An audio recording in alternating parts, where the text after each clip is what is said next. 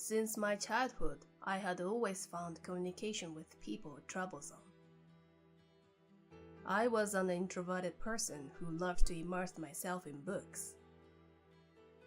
Well, also in terms of my appearance, I don't think I was someone who paid much attention to it. Which probably made me unapproachable not just to the opposite sex, but to my own as well.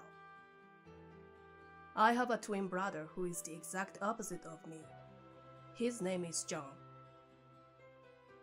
John was a popular guy, not just among girls, but also boys. He was handsome, excelled in sports, and had a bright personality.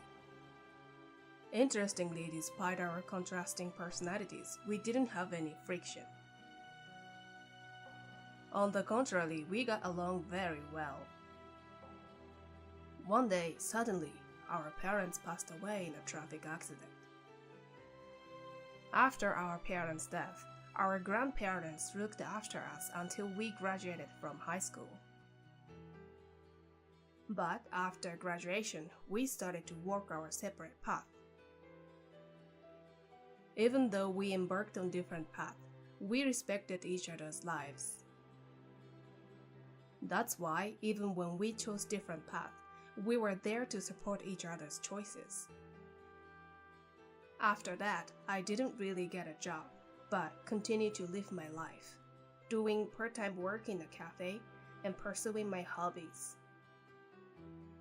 As for John's whereabouts, I would get a vague idea from the messages he sent me at the turn of the seasons. John, who joined a top-tier company, seemed to be on a fast track to success. As his older brother, I am proud of him. One day, on the 10th year since I started living independently, I got a message from him saying he wanted to see me after a long time.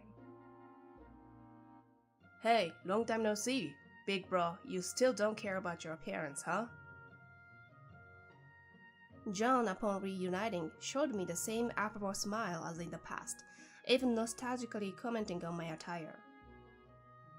So, what are you up to these days, big bro? I'm still doing what I love for a living. Oh, and I've been working part-time at a cafe for about 5 years now. I've always admired your consistency, big bro, but doing what you love for work? You said you wanted to see me after a long time. Is there something you want to talk about? Don't tell me it's about money. Haha, no, it's not about that. I'm thinking about getting married soon. Jean getting married. While surprised, I was also filled with joy at this wonderful news. But there was one problem. Jean came to ask me, his only living relative, to attend a meeting between the two families. However, as I mentioned earlier, I'm not confident in my appearance. And I'm poor at communication, so I declined, fearing that I would be a burden to John. I think I'll pass on the family meeting. I'm very happy about your wedding, and I'll bless you from the bottom of my heart. I see. Well, I thought you might say something like that. But at least come to the ceremony. It's the highlight of my life. My dear brother, predicting my response, he cut off my escape route with his request to attend a wedding ceremony. Even if it was John's wedding, the thought of me attending such a glamorous event. With mixed feelings, I reluctantly decided to attend, having already promised to do so. And then came the day. I, who did not have a white tie and only had a suit that I couldn't remember when I had bought, decided to go to the wedding ceremony without a tie. The wedding venue was a luxurious hotel, and I probably stood out because of my outfit. As expected, I could feel the occasional glances thrown my way. Just as the thought of, maybe I should go home, crossed my mind, I was spotted by John, who had just stepped out to greet the guest. Seeing me, Jean approached with his usual smile. Hey, big bro, thank you. I appreciate you coming despite being busy. When I told the cafe manager it was my little brother's wedding, they changed my shift. My escape route was completely cut off. Anyway, I'm glad. Right now, Emma. My wife is getting ready in her bridal dress. Oh, there's Emma now. Hey, over here. Saying so, John called over Emma and introduced her to me. At the moment, the young woman who had been looking at me suspiciously earlier started speaking loud enough for me to hear. Wait, he's the brother? I wonder if they've prepared a seat for him. And he's working part-time at a cafe at that age. Isn't he embarrassed? He doesn't fit in here at all. Naturally, their words were directed at me, and they were audible to the people around us. Well, I didn't really want to attend the wedding in the first place, and I was actually planning to just give my gift and leave. As I thought, I don't really fit in here, Guess I'll head home. Big bro! As I tried to leave the venue and head for the door, an elderly man approached. Oh, father-in-law. The man John called out to was someone I also knew. Well, Professor James, thank you as always for everything. I should be the one thanking you, Editor-in-Chief Oliver. The father of the bride was bowing to me, who was out of place with my appearance, and the surroundings started to stir. Apparently, it was now my turn to look troubled. I never thought that the man who would become my brother's father-in-law would be the editor-in-chief of the publishing company I've always been indebted to. What? I knew my big bro was a writer, but you two know each other?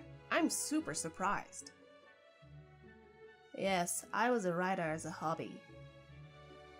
A profession commonly referred to as a novelist. And I was working part-time at a cafe, not to earn a living but to observe people. Incidentally, the cafe job, which didn't require much communication skills, was ideal for me. I was originally an introvert and avoided contact with people, so I immersed myself in writing without being distracted. And before I knew it, I was observing people for my writing. Even though I wasn't good at socializing, there were often stories hidden in everyday life. And Mr. Oliver, who was still a desk editor at the time, was the one who saw the manuscript I brought to the publishing company. Thanks to his support, I was able to publish my first work. Where are you going, Professor? The guest over there told me it's okay to go home, so I was about to leave. The female guest who had been mocking me earlier, upon hearing this conversation, seemed to sit up a little more regretfully. Just when I was about to turn on my heels to leave. Wait, could it be Professor James? Is your big brother Professor James? Emma, lifting up her wedding dress, came running over with heavy breathing. I'm a big fan of yours, Professor. I've read all of your works. Especially I Love Brotherhood, which was recommended by my father. I fell in love with the protagonist. The Brotherhood she mentioned is my representative work, and to tell you the truth, the motive for the main character was my younger brother, John. She appeared to have a keen eye. I thanked her for respecting me and reading my works, and also wished them well for their marriage. She, who received my blessing honestly, apologized for what happened earlier. I'm really sorry for the rudeness of my acquaintances earlier. Is that a bit too harsh to say? The woman grumbled for a while, but as they sensed the unfavorable atmosphere, their voices gradually weakened. Emma, the bride, glanced at them and bowed to me again. No, it's okay. I understand what you mean, so please raise your head. I truly meant it. I was aware that I had created a negative atmosphere on the precious day of their wedding because of my appearance. Nevertheless, I wanted to convey one more thing, so I turned back to Emma. John and I have only had each other since our parents passed away. John, with his handsome looks and excellent abilities, has a talent for getting along with anyone. In comparison, I'm not only less competent, but also less appealing. Moreover, I'm eccentric and tend to avoid interacting with people. But there's one thing I've always thought since I was born. I don't want to be a hindrance to my little brother. I respect John's life, and as his older brother, I should not be a burden. I believe that John has enough talent to spread his wings to the world. And I wish for his happiness more than anyone else. Even if I'm such a brother, please continue to get along with him. Then John hugged me while crying. I don't know what my brother was feeling, but I've always admired him because he's always been unswerving in his way of life. I try to live my life without shame by learning from him. I am what I am today because of my brother. I'm really glad you came today. I, who was hugging the crying John, couldn't help but recall a certain incident from my childhood. It was a time when our parents were still healthy. John, who was playing with the expensive wristwatch that our father cherished, had fallen and badly scratched it. My brother, who came home crying, was unusually flustered. At that time, I was the only one at home. What should I do, brother? It's what Dad treasures. Oh no! John, who was holding the scratched wristwatch, came crying to me. I'll apologize with you. Let's get scolded together. Looking back now, our father probably knew that I hadn't been playing in the park. But he scolded my brother and me equally. You can always talk to me if something happens. I'm always your brother. I remember that while saying so, I was patting my brother's head. I was a bit embarrassed, but I patted my brother's head after a long time. Yeah, be happy. Then I left the venue after bowing to the relatives of the bride, including Chief Editor Oliver. I left the venue quickly, so I didn't know, but it seems that women from Emma's company were teasing me. Those women happened to be present when the marriage was reported, and it seems they had to be invited. Of course, Emma has cut ties with those women since that day. 6 years have passed since that incident. And I, who have found new horizons for myself since that wedding, have been devoted to writing. Meanwhile, a child was born in John's family, and they seem to be living lively. Listening to stories of John's children, who are my nephews and nieces, makes me realize that I've become quite an uncle. And today I'm going to visit John's house.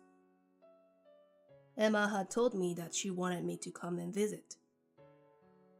But I never actively wanted to see people. If we don't contact him, he never comes to see us, John complained. This time I have a gift, so I reluctantly got up.